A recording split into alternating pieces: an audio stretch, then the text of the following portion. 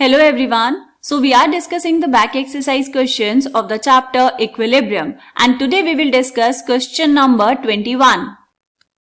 So here the question is equilibrium constant Kc for the reaction N2 plus 3H2 will give you twice of NH3 at 500 Kelvin is 0.061. At a particular time, the analysis shows that composition of the reaction mixture is 3 mole per liter N2, 2 mole per liter H2 and 0.5 mole per liter NH3. Is the reaction at equilibrium? If not, in which direction does the reaction tend to proceed to reach equilibrium? देखो बेटा, आपको यहाँ पर given है एक equation N2 plus 3H2 will give you NH3. ये क्या है? फॉर्मेशन ऑफ अमोनिया के लिए रिएक्शन है बेटा. आपको कहा गया है एट अ पर्टिकुलर टाइम, मतलब किसी भी टाइम पर. एट एनी टाइम हम लिख सकते हैं यहाँ पर. तो एट एनी टाइम आपको गिवन है concentrations. Concentration of N2 is equals to 3 mole per litre. ये जो क्वेश्चन में गिवन है बेटा अभी हम वो लिख रहे हैं. And concentration of H2 is equals to 2 mole per litre.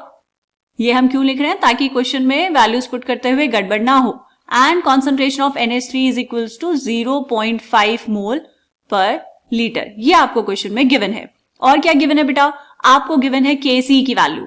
तो यहां पर हम लिखेंगे Kc की वैल्यू कितनी गिवन है आपको? 0.061. ठीक है. अब पूछा क्या है बेटा? आपसे पूछा है कि क्या ये रिएक्शन इक्विलिब्रियम में है. तो उसके लिए हमें क्या करना पड़ेगा? हमें यहां पर कैलकुलेट करनी पड़ेगी बेटा Qc की value. This is the reaction coefficient. कैसे निकालते हैं? Concentration of product divide by concentration of reactant eight any time.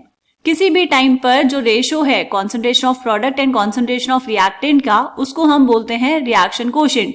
जब ये Qc इक्वल हो जाएगा Kc के, तो हम कहेंगे क्या आ गया बेटा? इक्विलिब्रियम अटेन हो गया है रिएक्शन में.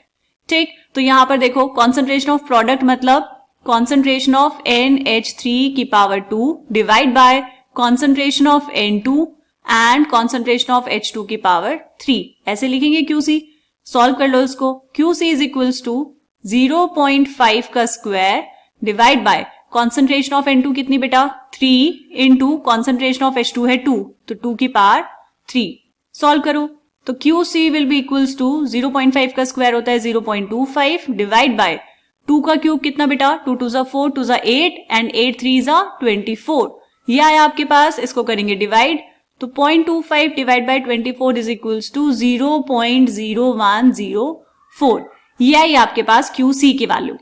तो यहां पर Qc की वैल्यू कितनी आ गई बेटा? Qc is equals to 0.0104 and Kc कितना गिवन था बेटा आपको? Kc is equals to 0.061.